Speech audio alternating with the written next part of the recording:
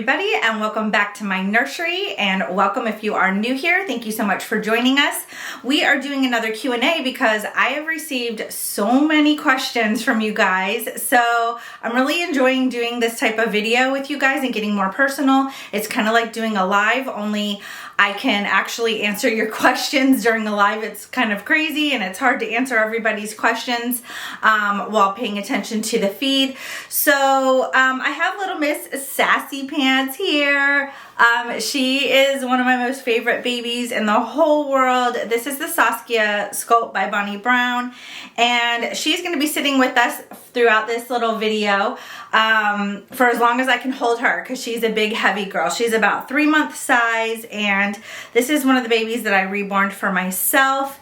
And I'm gonna go ahead and get to some of the questions because the last video was quite long, and you guys just have so many questions. Thank you so much for writing in, and just kind of let me know what you're thinking and what kind of questions you have. So we're gonna get to it. The first question I have is, have you ever had a baby that you felt you couldn't finish, I guess artistically, and had to walk away from, but then a few days later were able to finish? Yeah, I'm just gonna say in general, all the Reborn sculpts, when I first started off, I started off with Reborns because at the time when I was a new artist, I was looking for dolls or kits that were not super expensive, like this one. I was so afraid of ruining them.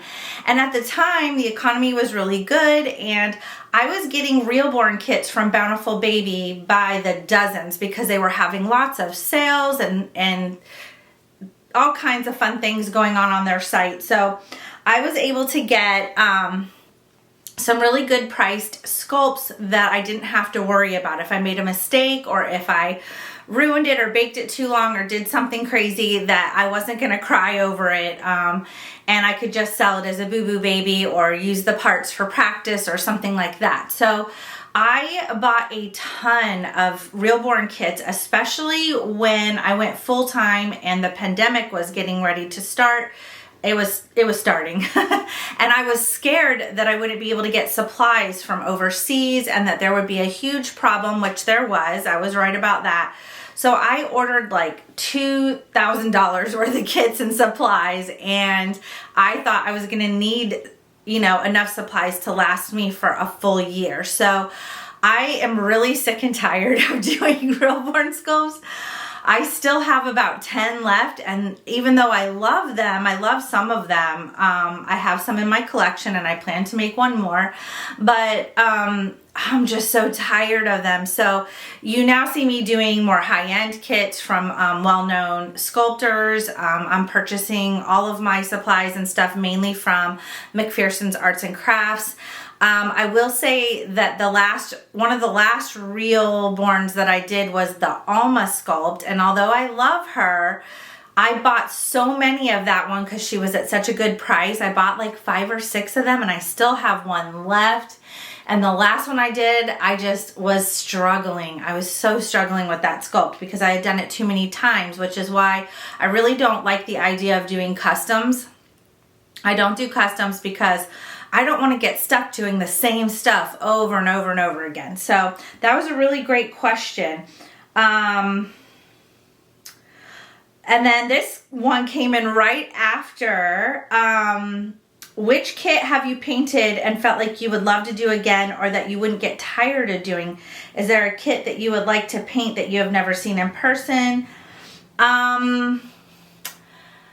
So I'll start again in general. I could probably do any Bonnie Brown sculpt over and over and over again. I started, I really loved, as a collector, I loved Bonnie Brown sculpts. I have several of them.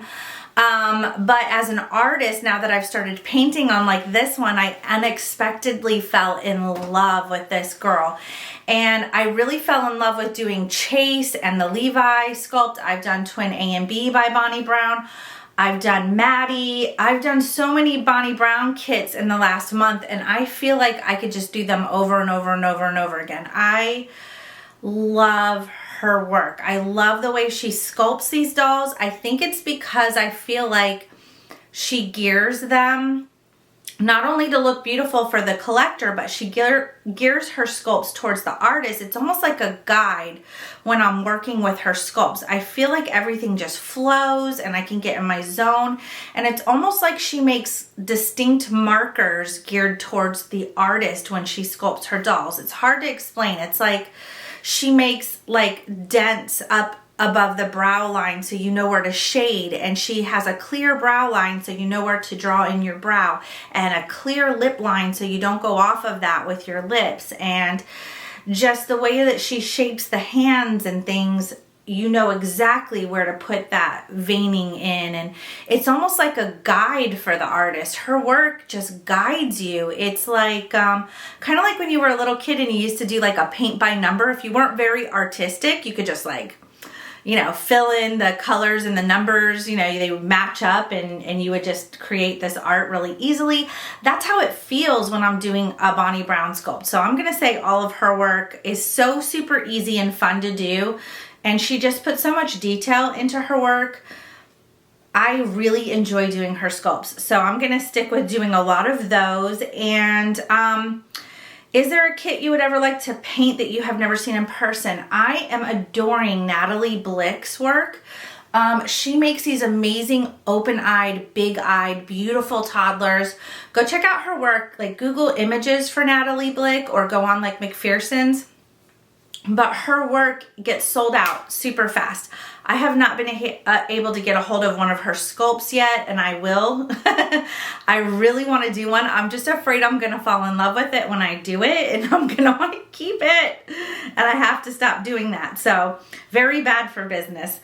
I think, yeah, definitely want to do a Natalie Blick very soon. Hi, Misty. I love your channel. My question is, what does your husband think of your reborns? Has he ever held any of them? My husband totally supports my reborn and other doll collections, but will not hold them. Great question, Rhonda. I could do a whole video on this one. My husband was not supportive in the beginning. He thought I was absolutely crazy, that I was off my rocker. He has definitely warmed up over the last few years, and especially once I started painting, he's been very supportive, very helpful.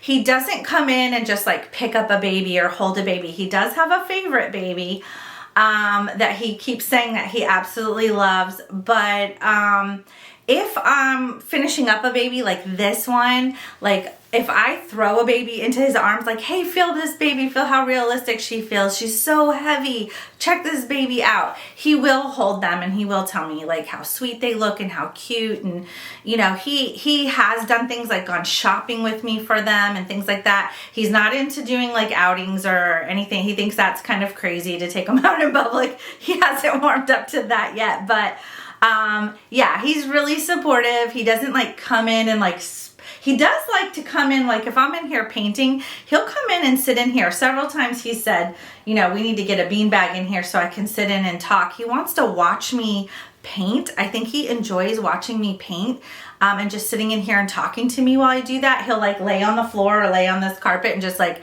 hang out in here, but it's super uncomfortable. There's no space in here for anybody right now. We're working on that. It will happen in the next year or so, but for now, he doesn't just like come in and hang out with my dolls and like want to dress them or anything like that. Like that is not up his alley at all, but he's not like scared of them or think I'm crazy anymore. So that's good. Your babies are just so cute. My question is, how do you overcome the fear of taking your reborn babies out in public? I do take them to my work where I work in long-term memory care. That's a great place to take them because these babies are so great for people with Alzheimer's and dementia. She said, I just want to know how to take my babies out in public without feeling afraid to do so. Okay, that I will do a video on. We're going to do a separate video on that question. That is a great question. That is a great topic to hit. If you all are new to my channel, we try to do a lot of topics on my channel. It's a lot to take in when you get into the reborn community and hobby. I like to try to educate and try to help people like navigate this hobby when they first get in. there's a lot like that you just don't realize that goes on in this community, and things that you will deal with as being just an in general doll collector. So we'll get into that. We'll do one. Somebody else wrote about, she's a new collector and would like to know what sculpt is the real sculpts compared to the knockoff ones. I noticed that some reborns don't have COAs that are kits, that are real kits. And she gets into further into this question. I am going to, that'll have to be a whole nother video too. That's a huge issue going on right now. And we'll get into that on another video, because that's a topic in the making right now. That is a huge ordeal right now. Something that they're trying to prevent is scammers. There are scammers out there that are stealing sculpts. Like, they're purchasing blank kits from like McPherson's and Irresistibles and all different places, or maybe on eBay or whatever, and they're heading over to China and they're pouring molds of these sculpts over there and then trying to sell them online, like eBay and stuff. I was on eBay selling, and things just got really dark over there, so I am no longer selling on eBay. I'm just sticking to 2 safe places for now. So we'll get into that. That is like a now topic that's going on now that I don't have all the answers to, because there's some things in the works that different reborn shops and I don't know, they're trying to work with the sculptors and trying to mark their work somehow, so it's a big ordeal. That's a whole big topic. We'll get into that in another video. Okay, so Puzzle Penguin has a few questions. Have a couple of questions. First, are reborn kits are the reborn kits that are painted with air dry paints less durable than the heat set paints? I'm wondering if the air dry paints will rub off easier or not hold up as long as heat set paints. Okay, so let me answer that question first. I don't know. I did not like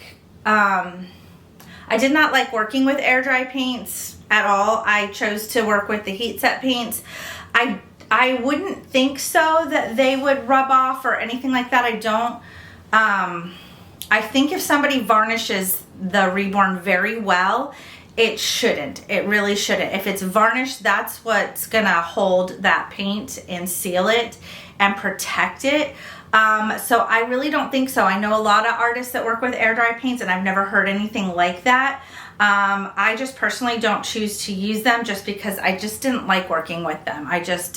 It was just a preference, an artistic preference, and I really liked the way that the Genesis heat set paints worked. But I swore that the heat set paints looked better, and most of the time I really feel they do. But then I've seen other artists that I couldn't tell that they used air dry, and they did a very good job. So I think it's all in the experience of the artist and how experienced they are working with that. I think if you're really good with those air dry paints, you can make them work really well and nobody can tell the difference. So that's just a personal preference. Second, does the paint on silicones tend to rub off over time more so than the vinyl would? And does the silicone itself start to peel, flake, or deteriorate with time? Yes, absolutely. That is a definite yes with silicones. Silicones are more expensive and they are more fragile. They are more meant for look at, maybe holding, but the more you change them, the more you handle them, the more your oils get on them, because you can't, I mean, there is a sealant that they put on them, but it's not the same. It's not a thick, hard varnish like you put on a reborn.